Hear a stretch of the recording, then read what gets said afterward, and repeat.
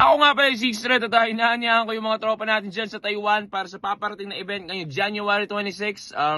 Pasig Laban Rap Battle League Durugan 2. Yup, 2. Ngayong January 26 na yan sa Zhongli. Malapit sa train station, 1 PM. Kita-kits tayo at may beneficiary din po pala tayo na event para, alam mo yun, event for a cause na makakatulong tayo sa may mga sakit. Yun, at kung ano pa.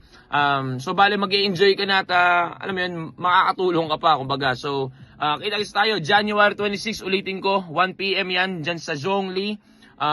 Salamat din nga pala kay Ma'am Erlyn. Ma'am Erlyn Xiao ng Pinoy Boulevard, isa sa mga kaibigan natin dyan sa Taiwan. At EMC Production kay Chad Parak, sobrang salamat sa inyo. First time kong babattle ng alam mo yun, na labas ng flip top o PSP. First time ko yun kasi usually gigs lang naman o ano. Kaya yun, sobrang i-enjoyin ko tong event na to. At yep, kita-kits tayo dyan, Taiwan.